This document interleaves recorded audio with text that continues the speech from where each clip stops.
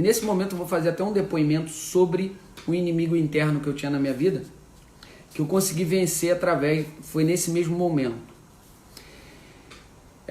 Lembra que eu falei para vocês que quem está preso no passado tem depressão?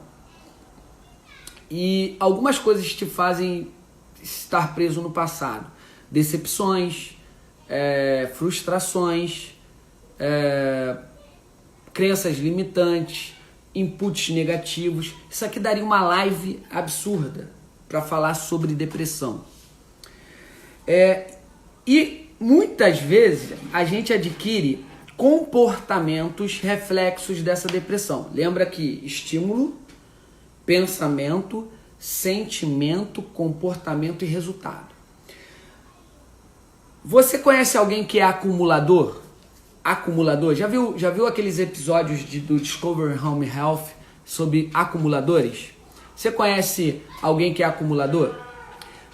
99% dos acumuladores, pessoas que gostam de acumular, têm alguma tangente na depressão. E por consequência disso, por um momento de um trauma, uma crise lá no passado, a maneira que ele tem de recapitular aquele momento da vida é acumulando coisas, objetos, principalmente os objetos que marcaram aquele momento. E na minha vida não aconteceu isso, mas na verdade eu tinha um trauma de infância. Qual era o trauma de infância? E por isso que eu vou mostrar o que o minimalismo fez na minha vida. Meu aniversário é 6 de janeiro, dia de Reis. 6 de janeiro, começo do ano. Então se você quer me dar um presente, grava a data do meu aniversário, 6 de janeiro. Tira um print aí, ó.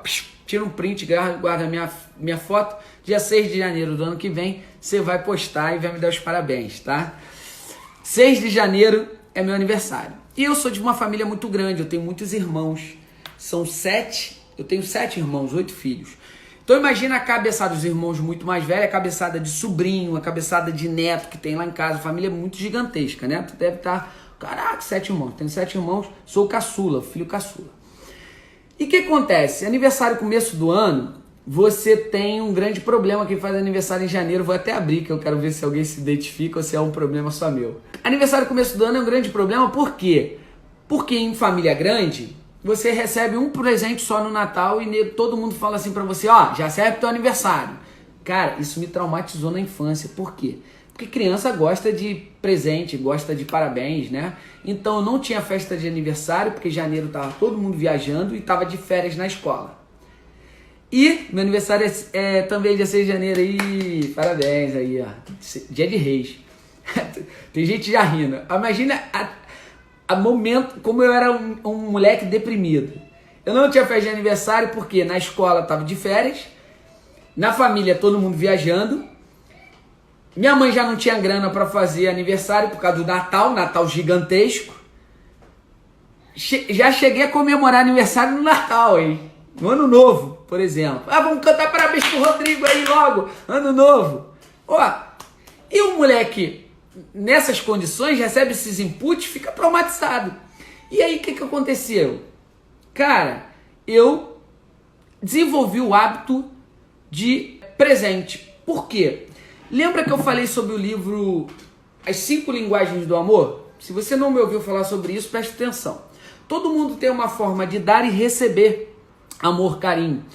Eu comecei por analogia, achar que as pessoas não gostavam de mim. Porque a minha forma de receber naquele momento, na infância, era presente. E automaticamente eu desenvolvi uma forma de dar. Qual é? E até hoje, presente. É toque presente, tato presente. Leia esse livro. Não agora, porque não tem nada a ver com o teu estudo, vai perder tempo. Mas esse livro é muito rico, cara.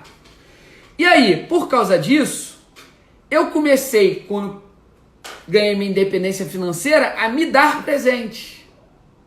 Legal? Me dar presente. E teve um momento da minha vida que eu comecei a fazer aniversário, festa de aniversário, bababá, ganhar muito presente, ao ponto que eu cheguei a olhar para o meu armário e ver várias roupas novas, sem eu nunca ter usado. Então, tipo assim, ganhava 20 camisas, 30 camisas e eu nunca tinha usado camisas. Não sei se já aconteceu isso contigo, né? E eu já comprava também camisa, roupa, Olha que tenso. Cara, quando eu conheci o minimalismo, eu fiz uma ruptura de paradigma, de forma de pensar. E uma das coisas que me levou a cumprir o minimalismo foi um princípio do D, que foi uma palestra que eu ouvi numa igreja de um pastor sensacional e que eu apliquei na minha vida. E naquele dia eu cheguei a casa, peguei todas as roupas que eu não usava, comecei a botar em sacola. E eu dei. E eu coloquei um princípio na minha vida a partir daí. Tudo que eu receber, eu vou dar uma coisa igual de presente. Então eu recebi uma camisa, eu pegava uma camisa antiga e dava. Eu recebia um tênis, pegava um tênis e dava. Recebia uma calça, ou eu comprava uma calça, eu dava uma. Qualquer coisa, e até hoje eu faço isso. E eu só não estou falando isso para me mostrar, eu estou falando isso para vocês porque é um princípio da minha vida e eu queria muito que vocês pensassem se isso é interessante para a vida de vocês. Porque adquirir bons hábitos, eu estimulei. Pensem sobre isso e que isso gere um sentimento em vocês que proponham um comportamento diferente. E eu tenho certeza que vocês vão ter resultados diferentes. Isso foi tão rico para mim que eu cheguei a ter muita roupa nova no cabide, porém sem comprar, só recebendo. E eu comecei a trocar. Eu olhava assim, eu falava assim pra minha esposa, caraca, eu não tenho mais roupa antiga, velha. Só tenho roupa nova, muitas que eu nem usei. Porque dando é que se recebe. E isso pra mim é um princípio tão importante que eu apliquei na vida da minha filha. Não sei se vocês vão se lembrar uma postagem que eu fiz há um tempo atrás, que eu também não botei muita justificativa, até para preservar a nossa intimidade como família, mas por causa da live é legal falar. Eu tenho ensinado isso para minha filha. E nessa postagem que eu fiz emocionadaço, com o coração partido, porque ela fez aniversário ano passado, dia 19 de novembro, e aí chegou o dia de dar. Ela recebeu muito brinquedo, recebeu muita coisa, e chegou o dia de dar. E aí ela começou a separar os brinquedinhos para dar. Ela fez 5 anos, e ela faz isso desde 2 anos, né? E a gente sentou perto da escada e ela começava a abrir os presentes, olhar os presentes que ela recebeu, que a gente abriu e deixou separado, e ia lá buscava um presente igual para poder dar. E teve um momento especial que me emocionou muito, porque ela pegou a boneca que ela mais gostava, que era a chupa-dedo. E ela só tinha chupa-dedo para dar, porque chegou um momento que ela só tinha boneca nova, porque ela tinha acabado de receber presente. E aí eu olhei para a cara da minha esposa, olhei para ela e falei, e aí, filha? E ela falou, não, papai, eu vou dar chupa-dedo porque tem crianças que precisam mais do que eu. Cara, eu até me emociono. A gente começou a chorar naquele momento de uma forma tão boa, abraçar ela, porque eu ensinei através de algo que foi a mim ensinado, o desapego às coisas materiais. E naquele momento eu comecei a mostrar para minha filha que ideias, propostas, viver, a gratidão, o dar, é mais importante do que coisas. Foi sensacional aquela experiência. E é muito legal porque a gente faz isso no aniversário, né? A gente fez vários kitzinhos para dar, que ela faz em novembro, aí em dezembro a gente deu antes do Natal, né? Muita coisa. E aí é muito legal porque tem brinquedo que ela já separa. Papai, isso aqui eu já vou separar. Porque é aqueles brinquedos que ela não gosta muito. Então ela já começa tendenciosamente a querer separar. Eu falei, filha, tudo bem, pode separar. Mas chegou o ponto, como naquela vez, dela ter que dar o que ela gosta, né? Abrir mão do que ela gosta. Isso é muito difícil. Então repense esses valores, porque talvez isso esteja te prendendo a viver uma vida fútil, cara. E uma vida que vai te afastar do teu propósito. Isso está enchendo a tua mochila e trazendo peso nesse momento de subida. Nesse momento que você está indo para o Everest, está pesando. Abre mão. Não quero que você comece a usar só preto, cinza e branco, como eu faço por causa desse princípio que eu tenho buscado. Mas para que tanta vaidade? Para que tanta avareza? Para que tanta ostentação? Ser é melhor do que parecer ser. Ser é melhor do que estar. E a grande verdade é que na busca por esse Everest, você acaba descobrindo que quem realmente tem, pouco mostra. Isso é muito top. Isso é muito top. Dá para viver isso na integralidade? Não dá. É hipocrisia falar isso. Mas a partir do momento que você busca, tendencia isso, você já está melhor do que 90%, do que a classe média, do que o senso comum. E quando eu falo classe média, é porque o nome classe média vem do medíocre, do mediano, tá bom? Não quero desmerecer a nossa classe média, não. Mas tu tá diferente dos 90%. Você sai da mediocridade e avança pro topo dos 10%. Só de tender a isso, tá bom? Então essa é uma dica muito importante sobre avareza, vaidade. Busca o minimalismo, busca ter menos e eu tenho certeza que isso vai te ajudar. E aí, falando de inimigos externos, para depois a gente voltar para o interno, tem o tempo, que apesar de ser um abstrato, ele é um grande inimigo externo. Cara, e falar de tempo aqui faria a gente ficar uma live inteira. Eu aprendi, porque de verdade eu não lembro de onde eu tirei esse conceito, se eu realmente criei esse conceito ou se eu li esse conceito, mas eu entendo que existem duas noções de tempo. O tempo horizontal e o tempo vertical. O tempo horizontal é o tempo da vida, do nascer, crescer, morrer, é do dia de amanhã. E existe o tempo vertical, que é o tempo do que a gente vive hoje. As 24 horas, que para mim é o tempo muito importante, porque se você sabe gerir o tempo vertical, você tem uma qualidade a longo prazo no tempo horizontal. E essa menina que fez esse depoimento para mim, que eu li anteriormente, ela viu o trator da vida, do tempo, passar sobre ela. 14 anos depois, ela foi engolida por esse trauma. E isso tem bloqueado pessoas de construir coisas. Porque a grande máxima do tempo é que não dá para voltar atrás. O ontem passou. O único controle que você tem sobre o tempo é o do tempo presente, que você está vivendo, são as escolhas, e o direcionamento do tempo futuro. Porque apesar de ter pouco controle, você consegue direcionar para onde você quer levar, qual o caminho que você quer seguir.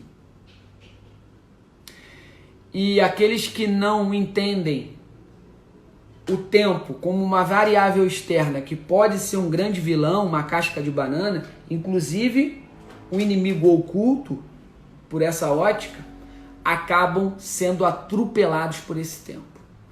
Porque ficam presos àquele fantástico mundo de Bob, o mundo do Teletubbies, o mundo do circo, e acabam sendo distraídos pelo bobo da corte. E aí a vida passa, e aí quando tenta recuperar já é muito tarde. Lembra que eu expliquei para vocês que a vida é constituída, as realizações, o sucesso é constituído de dinheiro, idade e tempo. E que o tempo está relacionado a 3 fases. Aquele que administra bem o tempo consegue ter um trampolim para projetar o futuro aí de uma forma extraordinária. Aquele que desmerece o poder e a santidade do tempo colhe grandes consequências. E, apesar de ser bobeira, assistir um filmezinho de 1h30 no Netflix, e tem muita gente que fala assim, não, apesar de, afinal de contas, é muito bom assistir uma série, vai esparecer a cabeça. Tem gente afogada nessa procrastinação, nessa avalanche que te consome, e é como um câncer na tua vida. Vai consumindo a tua alma, teu tempo, tua mente, tá? Então o tempo é um grande inimigo também. Mais inimigos externos. Tem um grande inimigo externo que chega a ser um inimigo oculto. Querer inventar, querer firula, querer inventar roda.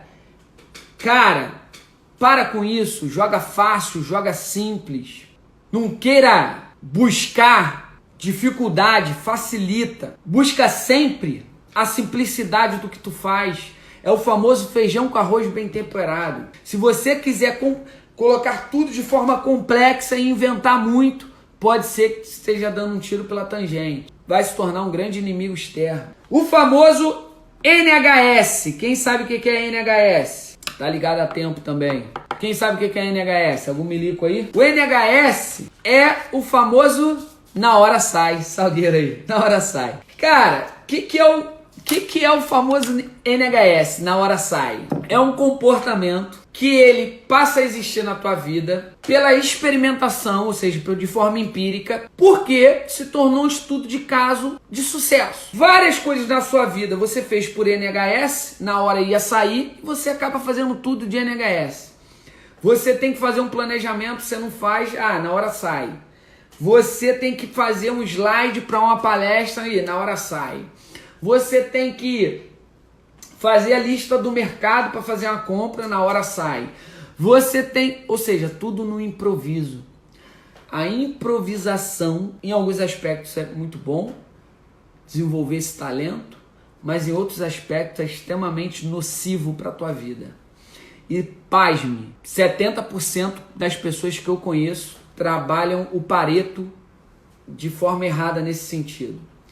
20% eles planejam e 80% na NHS. E aí isso gera uma grande consequência, porque o planejamento é você ter a previsão do que vai acontecer. Lembra aquela cena do filme Crepúsculo? Isso. Nesse filme tem uma cena, em um dos filmes, que a menina toca na mão lá do vampirão e o vampirão consegue ver o futuro. Né? Tem essa cena? E ele vê que ele vai ser derrotado. Aí quando ele vê que ele vai ser derrotado, ele dá um passo para trás e mete o pé. Meu irmão, planejamento é aquela cena do filme. É a capacidade que você tem de poder projetar o futuro, fazer análise de risco, igual a gente tá falando aqui, e falar, isso aqui vai dar merda, vai dar errado. Então não vou fazer. Qual o grande problema do NHS, o Salgueiro? Porque ele não prevê o futuro. Pode dar merda. E aí, cara, tem uma parada chamada Lei de Murphy. Alguém conhece a Lei de Murphy? A Lei de Murphy é a lei do seguinte: se uma coisa pode dar errado, vai dar errado. Murphy fala que existem algumas coincidências que são leis naturais, que muitas vezes tendem por pior. Então ele fala o seguinte: tem duas filas, uma tá pequena e a outra que você tá é maior. Quando você vai para outra fila, essa outra fila que era maior andou mais. Lei de Murphy. Quando você joga um objeto no chão, ele tende a cair para debaixo da mesa, sempre para o ponto mais difícil. Lei de Murphy, tá? Então, quem usa muito o NHS testa a Lei de Murphy. E aí isso é fruto da falta de planejamento, da falta de organização, que é um dos grandes inimigos externos de quem está estudando. E olhem que todos esses aspectos, eu falei de aspectos gerais, que você pode usar para a tua vida. Tô vendo uma opção de tenente aí assistindo, que com certeza os caras estão usando para a vida deles, né? Inclusive, existe o clube dos ex-alunos que me pede para abrir a mentoria, né? Diversos, fala, pô, capitão, abre a mentoria, vou fazer mentoria. Cara, a gente tem um projeto sim de mentoria, que vai começar com Close Friends, melhores amigos, mas que depois vai evoluir para mentoria. E isso vai ser um projeto, inclusive, praticar no que vem. Depois eu dou mais detalhes aí, porque pode ter inimigos internos aí nas lives, né?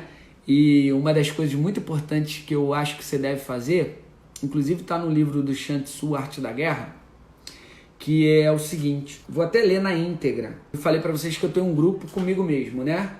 Então eu tenho lá Eu Insights, que é um grupo do WhatsApp que eu tô sozinho. Eu botei minha mãe, depois eu excluí minha mãe. E tudo que eu tenho de insights eu jogo pra lá. Mais uma ferramenta que eu tô te ensinando aí. E aí tudo que eu muito na minha vida eu jogo pra lá. E aí tem um ensinamento grande do livro Arte da Guerra, que eu coloquei lá, que é o seguinte: toda guerra é baseada em dissimulação. Por isso, quando capaz, finja ser incapaz. Quando pronto, finja estar despreparado. Quando perto, finja estar longe. Quando longe, façam acreditar que você está perto. A dissimulação, ela é boa por duas óticas, porque ela é boa para enganar o seu próprio cérebro e para enganar o seu inimigo. Inclusive, é uma ferramenta para se trabalhar a ansiedade. Lembra que eu falei sobre BAT, né? Daqui a pouco eu vou tocar nesse assunto. Dissimulação é capaz de enganar o seu próprio cérebro. E uma das coisas que eu uso na minha vida que eu aprendi com meu irmão. Dificilmente eu falo o que eu vou fazer em termos de projeto. Eu prefiro falar o que eu fiz. Então, minha família, às vezes, fica muito surpresa, porque quando eu vou apresentar alguma coisa, eu não falo assim, vou fazer faculdade, vou fazer não sei o que, eu falo, eu fiz, eu cumpri, eu realizei, eu conquistei. Sirva de princípio para a sua vida também, e que você dissimule o inimigo. Ele acha que você é incapaz, está despreparado. Por isso, no momento que eu estudava, eu não falava que eu estudava. Eu falava que eu estava indo trabalhar, estava fazendo qualquer coisa, para evitar até o olho grande na minha vida. E era uma forma de dissimulação. Silêncio, botou aí, estudando CFO Bombeiros. Silêncio é a chave do sucesso. É uma das chaves do sucesso. Tá bom? Cara, tem uma parada aqui muito que na verdade isso aqui tá muito ligado a inimigo externo, mas na parte específica tem um desdobramento também, que é o famoso não saber dizer não ou falar sim para tudo. Eu não sei se acontece isso contigo, é que você acaba assumindo várias responsabilidades e não dando conta. Você é desse tipo que é capaz de dizer sim para todo mundo e não consegue dizer não? Uma das causas da desorganização é o dizer sim para tudo e para todo mundo. Tua mãe tá precisando de uma coisa, ela fala assim, vai fazer isso, aí tu fala sim. Uma pessoa te chama para te dar uma ideia, para te fazer alguma coisa, fazer um pedido, qualquer coisa, tá dizendo sim para todo mundo. E esse cara que diz sim para todo mundo, esquece, vai dar ruim. Um dos princípios da Arte da Guerra que eu sempre falo: se você conhece a si mesmo e conhece seu inimigo, não precisa temer o resultado sem batalhas. Se você não se conhece, não conhece o inimigo, vai sucumbir em todas as batalhas. Se você se conhece e não conhece o inimigo, para cada vitória, uma derrota. Então, a gente está aplicando na íntegra um dos princípios da Arte da Guerra. Estamos conhecendo os inimigos. Se eu me conheço, estou estudando, e eu conheço as armadilhas, conheço os inimigos, não precisa temer o resultado sem batalhas. Muito bom. Galera, chegando no ponto alto, bota o coração aí que agora a gente vai falar das ferramentas para vencer os inimigos internos. E para vencer os inimigos internos, a gente vai falar um pouquinho de como funciona o nosso subconsciente. Por quê? Porque se eu sei que através dos estímulos eu gero um pensamento e desse pensamento eu gero um sentimento que vai gerar ou produzir um comportamento e um resultado, tudo começa na mente. E a mente ela é capaz de mudar a ótica pela qual eu estou enxergando. A nossa mente é capaz de induzir a reações, a comportamentos, por uma equalização e um processamento errado. Tá bom? Às vezes o estímulo chegou e foi mal pensado, mal processado. Quantas vezes a gente tem uma interpretação errada sobre um fato? Isso vai gerar um sentimento errado e um comportamento errado. Estão entendendo isso? Por que eu quero dizer isso? Porque eu quero mostrar para vocês que o nosso cérebro, ele é extremamente complexo, brilhante, maravilhoso e é talvez a ferramenta mais extraordinária do mundo. Hoje eu quero a falar sobre o subconsciente. O subconsciente, ele tem um papel de defesa do nosso organismo, defesa do nosso corpo. Ele, apesar de ser muito estudado, mas poucos estudos assertivos sobre a complexidade do subconsciente, é quase unânime entre os especialistas que ele tem esse papel de defesa. Ele acaba sendo um contrabalanceamento desses estímulos e processamentos. Para cada estímulo e pensamento vai gerar um sistema de defesa guardião. Lembra que o seu cérebro ele foi criado para te poupar energia. Se você não tivesse essa condicionante de defesa de poupar energia, você morreria fatalmente porque você gastaria toda a energia do seu corpo e automaticamente, por isso, o cérebro ele é preguiçoso, ele tende a ficar sempre em repouso. E o subconsciente, ele é como um escudo de defesa para esses estímulos. Então, quando você está muito acelerado com a cabeça lá na frente, ele gera ansiedade e ele começa a somatizar para te alertar que tem algo de errado. Quando você está com a cabeça lá atrás, ele gera depressão.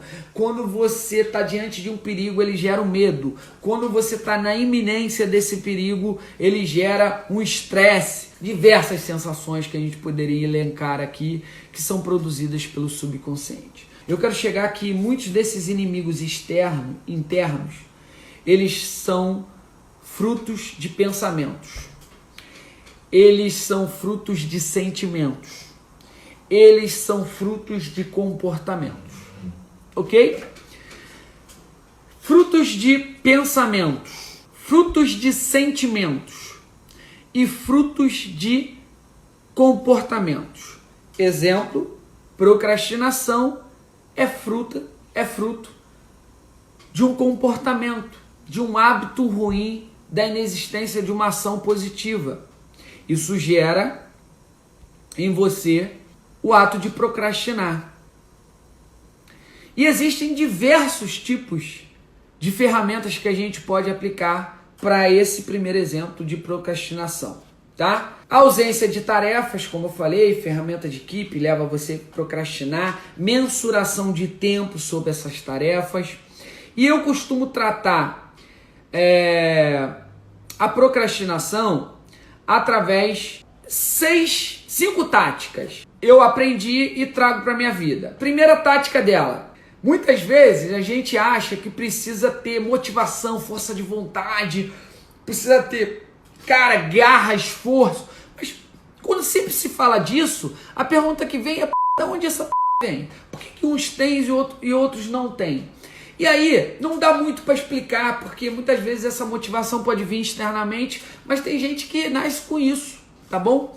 De qualquer forma, eu resolvi pensar diferente. Eu penso que se eu adquirir bons hábitos, existe uma tendência muito grande a isso provocar. Por uma questão de comportamento, eu vou adquirir bons hábitos. Então, o que eu coloquei na minha vida? Cara, eu preciso entrar no poder do hábito.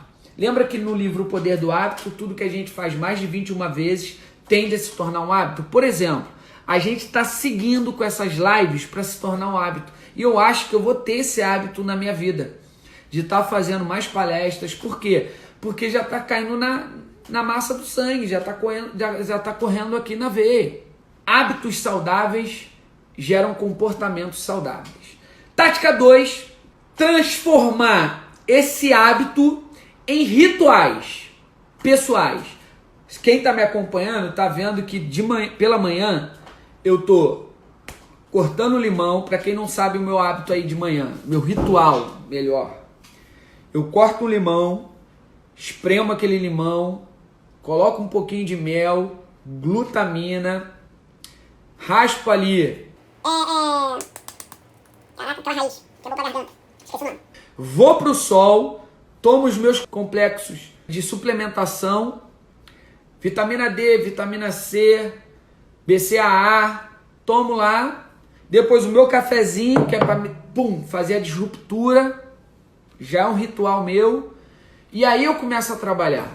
Ritual ligado à alimentação, água com limão, é um antioxidante. Inclusive eu comprei um filtro de água ozonizada. Eu li sobre isso, minha esposa falou, li e tal. Importante pra caramba. Depois dá uma lida sobre os benefícios do ozônio. Surreal. Tem gente que trata câncer com água ozonizada ou banho ozonizado. Segundo alguns especialistas da medicina, o ozônio é um benefício para o Covid-19, aumenta a imunidade, que é o O3. Dá uma lida lá sobre água ozonizada. Tô tomando também, ritual. Como a alimentação tem sido importante para minha vida, até para gerar essa energia. Tô com um pouquinho de dor de cabeça aí, acordei muito cedo. Hoje eu não parei de trabalhar, normalmente às quarta-feiras eu estou parando um pouquinho para dar uma descansada. Terceiro, hábitos poderosos mudam a forma como você se vê, velho. Hábitos poderosos mudam a forma como você se vê. Lembra sobre o minimalismo que a gente falou agora há pouco na outra live? Lembra sobre o poder do dar? 4. O segredo para bons hábitos é se recompensar. Como é que você adquire bons hábitos? Crie recompensas. Essas recompensas vão fazer você ficar mais forte e automaticamente adquirir mais bons hábitos. Por último, eu costumo sempre parar e fazer um 360 na minha vida, reflexão, questionamentos. O que é o 360? Antes de eu continuar seguindo, eu dou uma volta no mesmo eixo e avalio a minha vida em diversos aspectos. Abrindo mão de algumas coisas, adicionando outras coisas, pedindo desculpa em alguns momentos, retificando algumas coisas. Não tenha medo de fazer isso. Isso é muito importante e oxigena os bons hábitos. Mais dicas sobre procrastinação, além de lista de tarefa, além de controle de tempo. Coloque quadro de gestão à vista. Eu fiz isso de forma involuntária quando eu estudava. O que era o quadro de gestão à vista quando eu estudava? Lembra que era a foto das turmas que tinham se formado anos anteriores? Estava lá no meu armário? Faça isso. Coloque foto de inspirações num quadro de gestão à vista para te fazer olhar para aquilo, pivotar e deixar de procrastinar, deixar de fazer uma coisa ruim, porque aquilo ali deu para você esse input. Alguns inimigos internos estão relacionados a sentimentos, medo, o medo de errar, a falta de paciência, falta de concentração.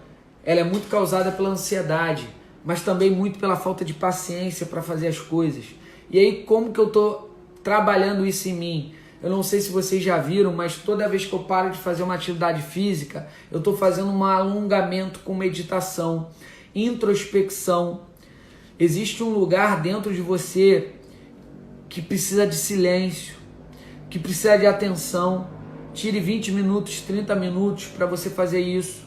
Muita gente faz de manhã e eu queria conseguir fazer de manhã, porém de manhã 6h30, 7 horas começam a pipocar os problemas na minha vida. O que eu estou fazendo? Eu levando isso para o segundo momento. Vou acabar essa live agora, vou respirar, vou dar minha malhada, vou alongar. Que você faça isso em algum momento da sua vida. Isso vai gerar em você mais paciência, calma, sem fazer as coisas atropeladas.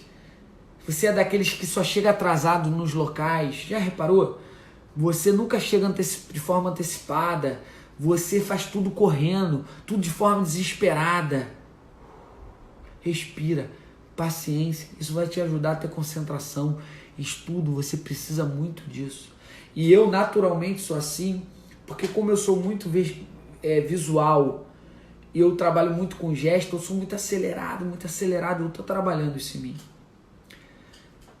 Esse ponto de equilíbrio e introspecção. Inquietação está muito ligado a isso, a falta de concentração, paciência. Você já se sentiu inquieto? Acontece contigo? Parece ter um formigueiro na bunda. O cara não consegue parar para estudar, inquieto, afoito, afobado, ansioso. Está muito ligado. Eu vou dar agora, a princípio, ao final, a grande ferramenta da ansiedade, que é a BATNA. E falei também do sentimento de amor, paixão, relacionamento. Falei, inclusive, com relação aos aspectos externos, quando se fala de amigo ou namorado, marido, mulher.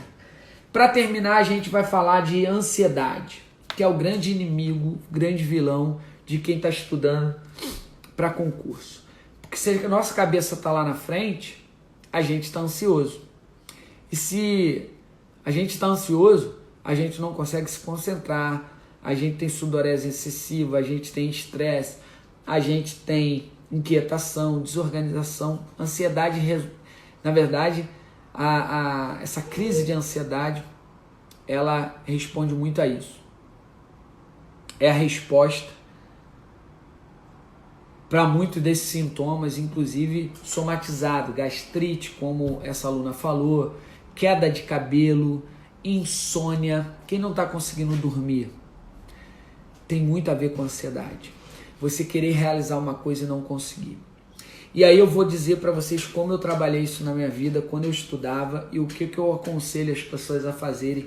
Apesar de não ser psicólogo, eu sempre falo que busque o psicólogo, o especialista da área, mas assim como um coach tem ferramentas de psicologia, administração, e apesar de eu não ser coach, nem acreditar muito nessa ferramenta, desculpa quem acredita, eu respeito, mas aquele cara que conhece as ferramentas psicológicas e de administração já é um coach. O que essa onda de coach fez foi, na verdade, criar uma metodologia, uma sistematização para o processo.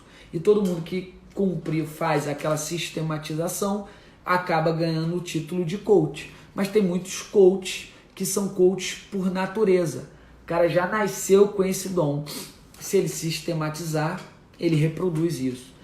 Então, com essa liberdade de uma experiência de 15, 12 anos e falando o que aconteceu na minha vida não necessariamente vai acontecer para você, eu quero te dar uma batina para te fazer diminuir esse libido, essa ansiedade e fazer você conquistar. Eu entendo que a ansiedade ela está muito ligada à incerteza e o fato da gente não ter um planejamento de vida, não saber onde a gente quer chegar, essa incerteza do amanhã faz com que a gente aumente a ansiedade. Tão quanto ela também está ligada ao fato de a gente não querer errar, o medo da decepção, o medo de dar tudo errado, o medo de e se não acontecer conforme a gente está planejando. Uma das coisas que eu entendi é que não necessariamente vai acontecer como a gente quer. E a gente tem que entender e a forma como eu compreendo e que existe alguém maior que está regendo, orquestrando tudo. E a Bíblia fala que ainda a palavra nem chegou à nossa boca, mas Deus já conhece o que vai chegar na sua boca. E quando a gente tira essa ótica, joga essa ótica para uma ótica espiritual que transcende até a nossa mente, isso faz nos dar uma certa segurança de que o melhor para a gente já está separado. Basta a gente brigar, basta a gente querer. O melhor está por vir. Deus, esse ser supremo, maior, luz, ele nunca vai querer o teu mal. Se apega nisso. Se apega que o melhor está para a tua vida. Isso me deu uma segurança muito importante. E além dessa segurança de acreditar que vai dar certo, daí a fé, que é, segundo Hebreus 11, o firme fundamento das coisas que se esperam e a certeza daquilo que não se consegue ver ainda. Ter um plano B, uma batina, um porto seguro me ajudou a dissimular o meu subconsciente, a enganar o meu subconsciente.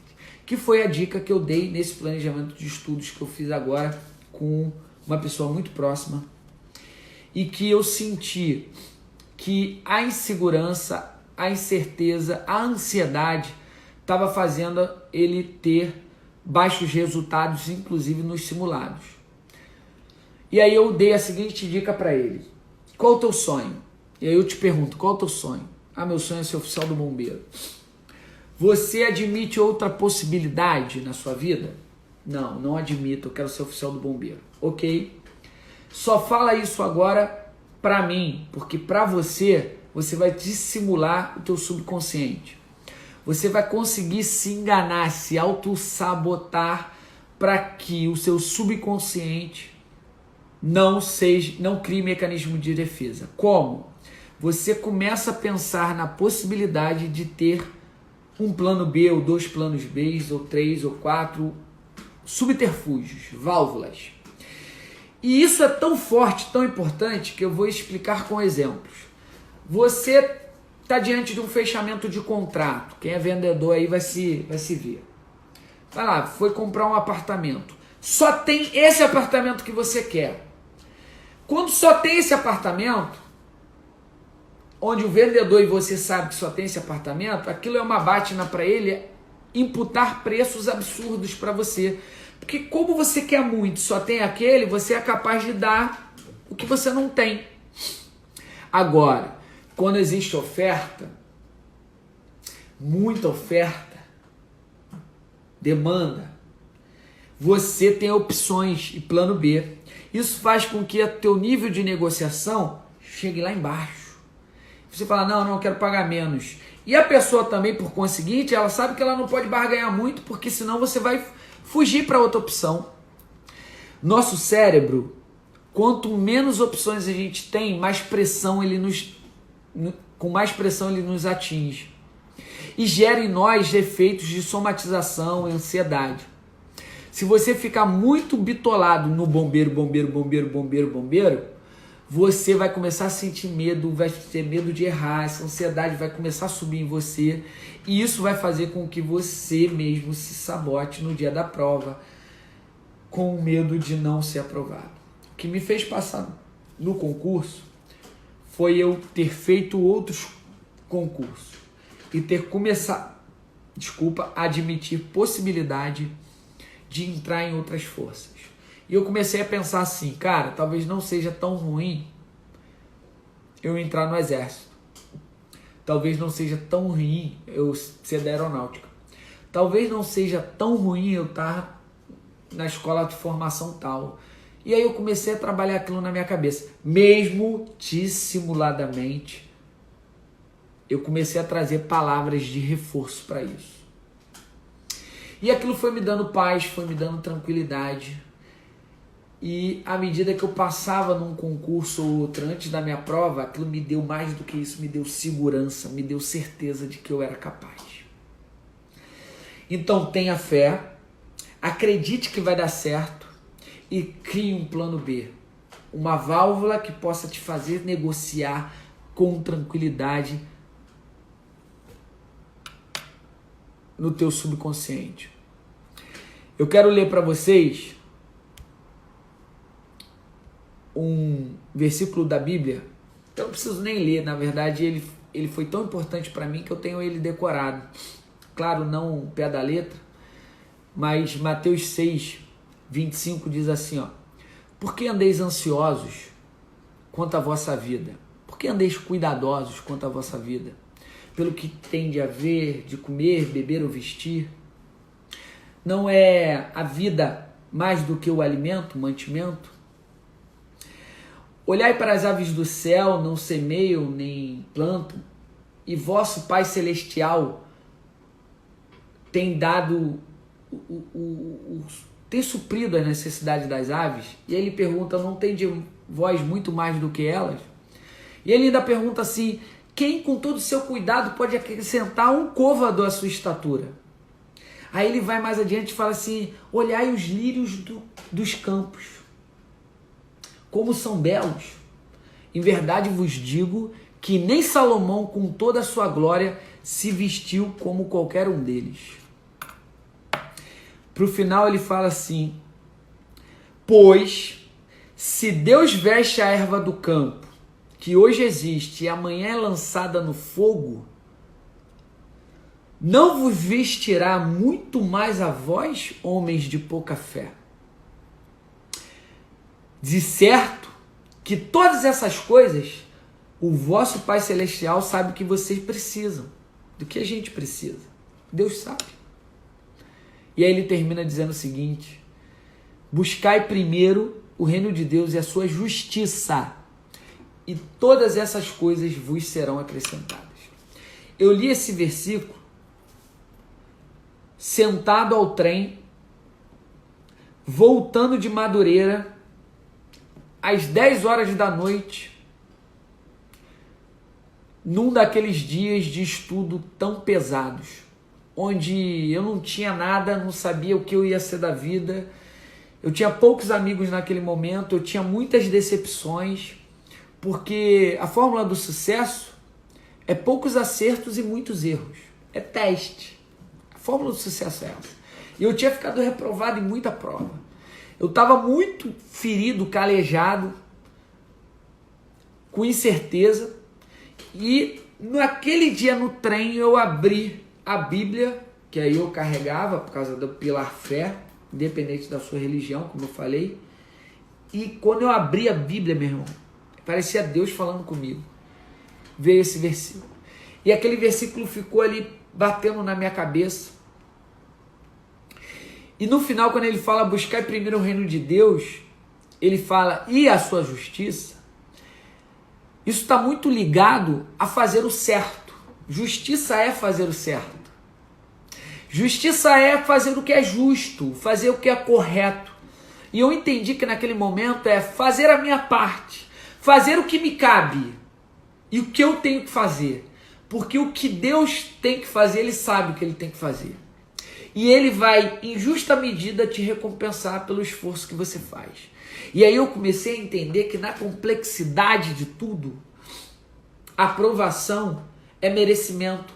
E é merecimento porque você fez a tua parte. Então, cara, você quer passar no concurso, quer realizar um sonho, faz a sua parte, tenha senso de justiça e faz a sua parte mesmo quando ninguém estiver vendo, mesmo quando ninguém estiver te cobrando, mesmo quando muitos disserem que você não precisa mais fazer, mas por justiça, por razão, pelo senso do que é correto, faça, porque o resultado, o fruto que você vai colher disso é a recompensa da aprovação e do topo. Isso é sensacional. Fazer o que é certo. Isso me ensinou muito, além de tudo que esses longos anos têm me ensinado. E aí, para finalizar a live de hoje, que tá uma live muito legal, quero agradecer muito a presença de vocês aí, cara. Porra, não sei nem que horas tem, são 00:30, velho. Olha que doideira, 84 pessoas na live. Eu tenho visto pessoas com 100 mil seguidores, 200 mil seguidores, que durante o dia não conseguem ter 40, 50 mil pessoas, porque a entrega do Instagram tá muito pouca. E saber que vocês estão aqui, 84 pessoas, 00:30, é foda. Por isso, tem uma recompensa que eu vou falar no finalzinho. Recompensa, porque como eu ia falar sobre isso, eu falei qual é a recompensa que eu tenho que dar para essa galera. Então você que está assistindo ganhou. Falta 1 minuto e 50. Cara, eu vou botar uma música aqui, que é chamada Invérnia, do... deixa eu ler para vocês a letra, depois eu quero que vocês assistam, tá? Antes de acabar...